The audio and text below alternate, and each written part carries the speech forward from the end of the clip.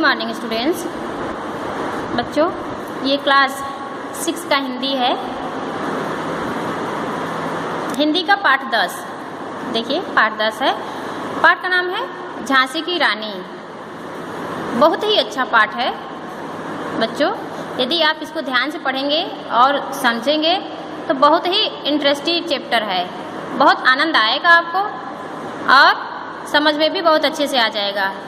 यदि आप इसको लर्न कर लेंगे तो आपको और भी आनंद आएगा और भी अच्छा लगेगा। हमेशा आप इसी को गुनगुनाते रहेंगे यदि ये आपको याद हो गया तो। इतना अच्छा पाठ है ये। ठीक है, इस पाठ में हम जान पाएंगे कि झांसी की रानी कौन थी, कैसे कैसे उन्होंने अपने जीवन में क्या क्या किया, जीवन में क्या क्या करते हुए कैसे वो बलिदान हो गई, कैसे वो शहीद हो गई। इस सब के बारे में इस चैप्टर में हमको मिल जाएगा। इस पाठ की कवियत्री हैं सुभद्रा कुमारी चौहान, जो कि बहुत ही अच्छी लेखिका हैं। तो देखिए, सिंहासन हिल उठे, राजवंशों ने भृगुटी तानी थी, बूढ़े भारत में भी आई फिर से नई जवानी थी, गुमी हुई आज़ादी की कीमत सबने पहचानी थी, दूर फिरंगी को करने की सबने मन में ठानी थी। यानी कि सिंहासन हिल उठा। राजवंश जो थे, राजाओं के जो वंशज थे, वो भृगुटी तानी थी, यानी कि एकदम तैनात थे लड़ाई के लिए, लड़ाई के मैदान में युद्ध के लिए एकदम तैयार थे, तैनात थे। बूढ़े भारत में भी आई फिर से नई जवानी थी। उन लोगों के मन में एक ऐसा उमंग था, ऐसा तरंग था कि जो हमारी जो भारत माता बूढ़ी हो गई हैं, इनमें मैं फिर से जवानी ला दूंगी, जवानी ला देंगे, ये राजवंशों का ऐसा सोच था। गुमी हुई आज़ादी की कीमत सबने पहचानी थी। जो हमारे देश की आज़ादी खो गई थी, गुम हो गई थी, उसकी कीमत सबको समझ में आ गया था और इसीलिए दूर फिरंगी को करने की सबने मन में ठानी थी। फिरंगी मीन्स होता है अंग्रेज। तो जो हमारा देश जो है अंग्रेज़ों से गुलाम था, अंग्रेज़ों का गुलाम था, तो उसकी गुलामी की सबको समझ में आ गया था कि गुलाम रहने से क्या होता है, कितनी दिक्कतें, कितनी परेशानियां होती हैं, कैसे हम लोग अपने मन से कोई कार्य नहीं कर सकते। तो ये सबको समझ में आ गया था। इसीलिए सबने उनको दूर करने की, उन्हें यानी कि अपने देश से मार भगाने की सबने मन में ठानी थी, यानी सबने मन में प्रतिज्ञा कर रखी थी। चमक उठी सन 57 में, वह तलवार पुरानी थी, बुंदेले हर बोलों के मुँह हमने सुनी कहानी थी, खूब लड़ी मर्दानी, वह तो झांसी वाली रानी थी।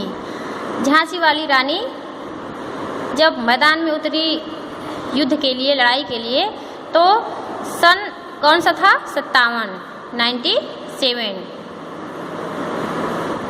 नहीं, 57, 57 यानी 57 सन था। और वो उस सन में लड़ाई के लिए मैदान में जब उतरी थी तो उनकी तलवारें चमक रही थी, एकदम तैनात थी लड़ाई के लिए। और बुंदेले हर बोलों के, बुंदेले यानी कि बुंदेलखंड के जो लोग थे, उनके हर एक बच्चों के, हर एक बच्चे यानी हर एक पर्सन, हर एक व्यक्ति के मन में, मुंह से हमने यही कहानी सुनी थी क्या, कि खूब लड़ी मर्दानी, वह तो झांसी वाली रानी थी। यानी कि जो झांसी वाली रानी थी, झांसी की जो रानी थी, वो क्या मर्दों के जैसा लड़ाई की, क्या खूब लड़ाई की, यानी कि बहुत ही अच्छा लड़ाई की, एकदम मर्दों के जैसा, बल्कि मर्द भी उनके आगे नतमस्तक थे। अब देखिए, कानपुर के नाना की वह मुँह बोली बहन छबीली थी, लक्ष्मीबाई नाम पिता की, वह संतान अकेली थी, नाना के संग पढ़ती थी, वह नाना के संग खेली थी, बर्छी ढाल कृपाल कटारी उसकी यही सहेली थी। देखिए, यहाँ इस पैराग्राफ में रानी लक्ष्मीबाई के कुछ क्रियाकलापों का वर्णन है। तो बता रहा है कि कानपुर के नाना की वह कौन थी? बहन थी। कौन बहन? मुँह बोली बहन थी, यानी कि छोटी बहन थी। लक्ष्मीबाई नाम पिता की, और जो छोटी बहन थी उसका नाम क्या था? लक्ष्मीबाई। और पिता की वह संतान अकेली थी।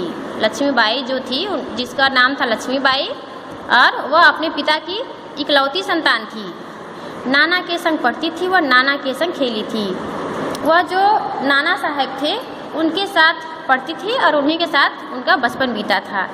और बचपन में वो बरछी ढाल कृपाल कटारी उसकी यही सहेली थी। बरछी यानी कि जो ये सब तलवार मतलब हथियारों के नाम है, औजारों के नाम है। मतलब बचपन से ही केवल ढाल कृपाल कटारी बरछी इन्हीं सब से वो खेलती थी। और बचपन में उनकी कोई सहेलियां नहीं थी, वो किसी सहेलियों मतलब लड़कियों के साथ नहीं खेलती थी। वो इन्हीं सबको अपना दोस्त सहेली सब कुछ मान करके इन्हीं लोग के साथ हमेशा खेलती थी। जैसे छोटे बच्चों का खिलौना, बहुत सारा खिलौना होता है, बाल और क्या क्या वगैरह होते हैं सब। तो लक्ष्मीबाई के खिलौने बचपन के कौन कौन थे? यही सब थे, बरछी ढाल कृपाल तलवार, ये सब उनके बचपन के खिलौने थे जिनको कि वो अपना सहेली मान करके उन्हीं के साथ खेला करती थी। वीर शिवाजी की गाथाएं उसको याद जुबानी थी। बुंदेले हर बोलों के मुँह हमने सुनी कहानी थी। खूब लड़ी मर्दानी वह तो झांसी वाली रानी थी। वीर शिवाजी की गाथाएं, जो वीर शिवाजी का नाम आप सुने होंगे, उनकी गाथाएं यानी जो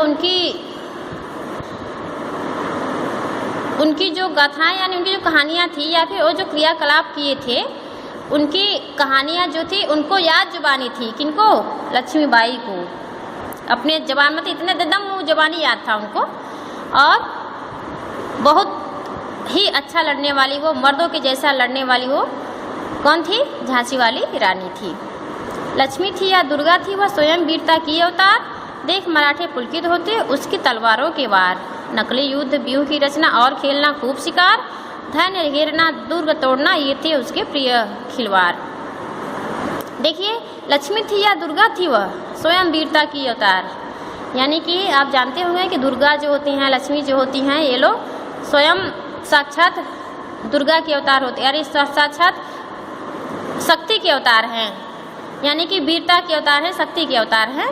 तो वही कहा जा रहा है कि जो लक्ष्मीबाई थी वो न जाने लक्ष्मी के अवतार थी या दुर्गा थी, लेकिन ये तो नहीं पता कि वो क्या थी, लेकिन वो वीरता की अवतार थी। यानी कि वीरता धारण करके वो अवतार ली थी या फिर पैदा हुई थी।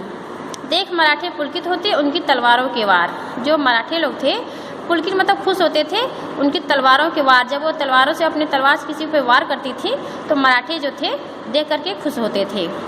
नकली युद्ध व्यूह की रचना और खेलना खूब शिकार। मतलब नकली युद्ध करना, बचपन की बातें बता रहा है कि नकली युद्ध करना और युद्ध की रचना करना और खूब शिकार खेलना, ये सब उनके क्या थे? बचपन के प्रिय खिलवाड़ थे। मतलब यही सब वो बचपन से खेला करती थी। यानी बचपन से ही उनके अंदर ये जज्बात था एक वीरता का और कुछ कर जाने का, कुछ कर दिखाने का। महाराष्ट्र कुल देवी उसकी भी आराध्य भवानी थी। बुंदेले हर बोलो के मुँह हमने सुनी कहानी थी। खूब लड़ी मर्दानी वह तो झांसी वाली रानी थी। महाराष्ट्र की जो कुल देवी थी, महाराष्ट्र की कुल देवी उसकी भी आराध्य भवानी थी। महाराष्ट्र की जो कुल देवी थी वही जो है रानी लक्ष्मीबाई की आराध्य देवी थी। यानी कि उन्हीं की वो पूजा करती थी। और हुई वीरता की वैभव के साथ सगाई झांसी में। ब्याह हुआ रानी बनाई लक्ष्मीबाई झांसी में। राजमहल में बजी बधाई खुशियाँ छाई झांसी में। सुभट बुंदेलों की विरुदावली सी वह आई झांसी में। देखिए, हुई वीरता की वैभव के साथ सगाई झांसी में। वीरता के वैभव के साथ उनकी सगाई हो गई कहाँ? झांसी में। और उनकी ब्याह हो गया और रानी बन करके आ गई। यानी कि रानी बन गई कि कहाँ की? झांसी की। राजमहल में बजी बधाई खुशियाँ छाई झांसी में। भाई जिसके भी घर शादी होती है, दुल्हन आती है, नई नई बहू आती है तो बधाई तो बजती ही है। तो वही राजमहल में जब वो रानी लक्ष्मीबाई रानी बन करके आ गई शादी के बाद, तो वहाँ बधाइयाँ बजने लगी और खुशियाँ छा गईं। सुभट बुंदेलों की विरुदावली सिबह आई झांसी में। चित्रा ने अर्जुन को पाया, शिव से मिली भवानी थी। बुंदेले हर बोलों की मुँह हमने सुनी कहानी थी। खूब लड़ी मर्दानी वह तो झांसी वाली रानी थी। उदित हुआ सौभाग्य मुदित महलों में उजियाली छाई। किंतु काल गति चुपके चुपके काली घटा घेर लाई। तीर चलाने वाले कर में उसे चूड़ियाँ कब भाई। रानी विधवा हुई हाय विधि को नहीं दया आई। देखिए, उदित हुआ सौभाग्य उस समय जिस समय रानी लक्ष्मीबाई ब्याह करके झांसी में आई, उस समय झांसी का तो सौभाग्य ही जैसे उदित हो गया, यानी सौभाग्य खुल गया, भाग्य ही खुल गया और मुदित महलों में उजियाली छाई। वो जो उनकी जो महलें थी, वहाँ की जो मुदित महलें थी, उसमें उजाला छा गया। किंतु काल गति चुपके चुपके काली घटा घेर लाई। लेकिन जो काल की गति होती है, काल का जो गति होता है, वो चुपके चुपके किसी को जान भी नहीं पड़ा, कोई जान भी नहीं सका और काली घटा घेर लाई। कहाँ? झांसी की महल में, यानी पूरे झांसी में ही। तीर चलाने वाले कर में उसे चूड़ियाँ कब भाई, यानी कि लक्ष्मीबाई जो थी बचपन से ही वो तीर, तलवार, बर्छी, ढाल, कृपाण, कटारी ये सब चलाने वाली थी। तो जब शादी के बाद वो दुल्हन बनकर चली गई, रानी बन गई, तो उनको हाथी में भाई रानी के पोशाक में, लिबास में रहने लगी थी। लेकिन सच में तो उनका बचपन बीता था, उनके हाथ में वो चूड़ियाँ कहाँ पहनती थी बचपन में। बचपन में तो वो सब यही औजार ही लेकर के खेला करती थी, तो उनके हाथों में चूड़ियाँ कहाँ भला भाया, कहाँ सुशोभित हुआ। रानी चूड़ियाँ नहीं सुशोभित होने का मतलब कि रानी क्या हो गई, कुछ दिन में विधवा हो गई। हाय, विधि को भी नहीं दया आई। यानी कि अभी कुछ ही दिन हुआ था कि रानी की शादी हुई थी, रानी लक्ष्मीबाई की शादी हुई थी, तब तक वो कुछ ही दिनों के बाद विधवा हो गई, यानी कि उनके पति का देहांत हो गया। विधि को भी नहीं दया, यानी भगवान को भी उन पर दया नहीं आई। निसंतान मरे राजा जी, रानी शोक समानी थी, बुंदेले हर बोलों के मुँह हमने सुनी कहानी थी। खूब लड़ी मर्दानी वह तो झांसी वाली रानी थी।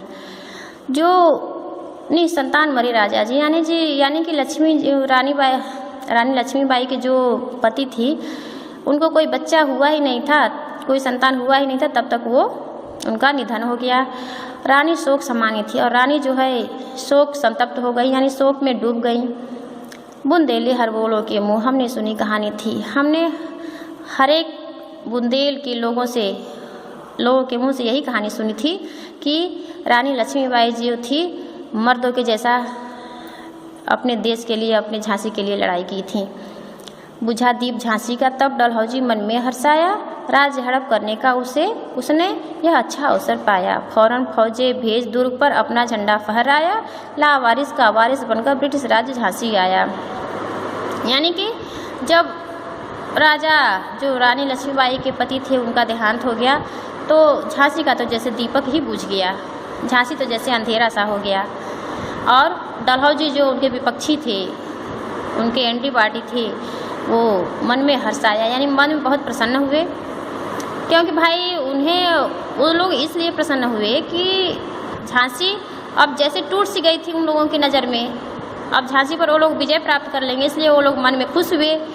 और वो लोग सोचे कि अब तो राज्य को हम हड़प सकते हैं, यानी राज्य पे अपना अधिकार जमा सकते हैं, ये अच्छा अवसर है, ये सोचकर वो लोग खुश हुए। फौरन फौजे भेज दूर पर अपना झंडा फहराया, यानी कि कुछ अपने सैनिक भेज करके झांसी के दूर पर अपना झंडा फहरा दिए। लावारिस का वारिस बनकर ब्रिटिश राज्य झांसी आया। वो लोग जो ब्रिटिश थे, अंग्रेज़ थे, वो लोग सोचे कि अब तो झांसी जो है लावारिस बन गया, इसलिए उस पर अब उसका हम लोग वारिस बन गए हैं, ये सोच करके वो लोग झांसी आ गए।